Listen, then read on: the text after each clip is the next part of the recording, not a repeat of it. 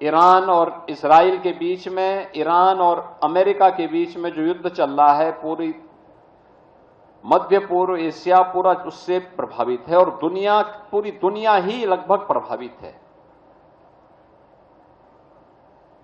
उस क्षेत्र में सभी लोग, हो सकता है कि अगर वहां युद्ध नहीं हो रहा होता तो रवि किशन यहां थोड़े होते, उस समय दुबई में होते। लेकिन वहां युद्ध है तो उन्होंने कहा चलिए समय है तो मैं भी सहजनवा चल लेता हूं, तो आज वो भी आपके बीच में आए हैं। लेकिन दुनिया में हाहाकार है, अव्यवस्था है, अराजकता है।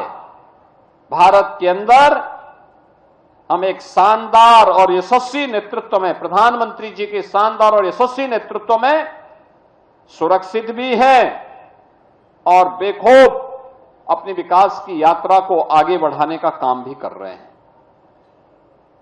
ये लगातार चल रहा है। लेकिन याद करिए, ये युद्ध लंबा खींचा तो प्रभावित तो हर व्यक्ति होगा। हमें मानसिक रूप से उसके लिए तैयार होना होगा। अफवाहों पे ध्यान नहीं देना होगा। जब आपत्ति आती है, कोई चुनौती आती है, चुनौती का मुकाबला करने के लिए व्यक्ति को सरकार के साथ मिलकर के, कदम से कदम मिलाकर के चलने के लिए अपने आप को तैयार करना होगा। यही सच्ची राष्ट्रभक्ति होती है। जब हम सरकार के साथ किसी भी नेशनल इश्यू में मिलकर के काम करते हैं तो परिणाम हम सबके सामने आएंगे। हमारी राष्ट्रभक्ति इस बात को लेकर के होगा कि अगर देश के हित में सरकार ने कोई कदम उठाया है तो हम लोग उसके लिए अपने आप को तैयार करें। जैसे अब कोई भी रसोई गैस का सिलेंडर,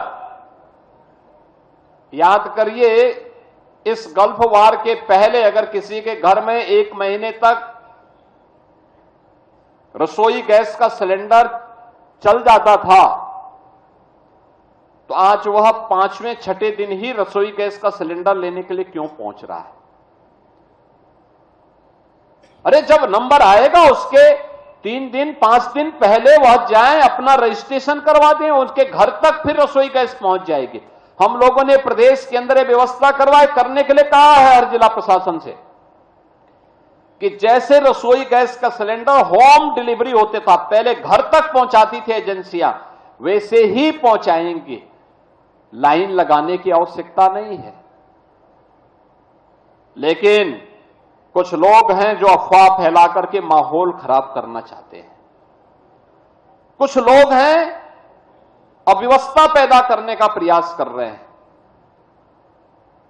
जब आपकी बारी आएगी आप तक रसोई गैस पहुंच जाएगी। जब आवश्यकता हो तभी आप डीजल लेने के लिए जाइए, पेट्रोल लेने के लिए जाइए। लाइन लगाने की आवश्यकता क्या? और अगर हम उतावलेपन में, अफवाह में आकर के इस प्रकार के किसी दुष्प्रचार और किसी अफवाह के चक्कर में पड़ते हैं तो लगता है हम लोगों की राष्ट्रभक्ति पर लोग संदेह करेंगे। इसलिए बहनों और भाइयों, ये तो हमें सतर्कता रखनी होगी। हमें अपने राष्ट्रीय नेतृत्व को इस बात के लिए धन्यवाद देना चाहिए। भारत के अंदर सब कुछ अच्छा है। उत्साहपूर्ण माहौल में उत्सव मनाए जा रहे हैं। वासंतीय नवरात्रि के कार्यक्रम हो रहे हैं।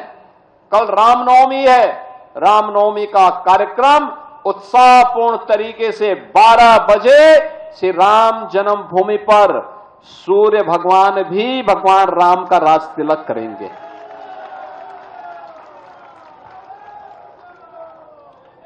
नया भारत विरासत पर भी और विकास में भी विश्वास करता है और भविष्य की एनर्जी के लिए हमें किसी अन्य देश पर निर्भर न रहना पड़े, इसके लिए ग्रीन हाइड्रोजन एनर्जी उसका एक माध्यम बनने वाली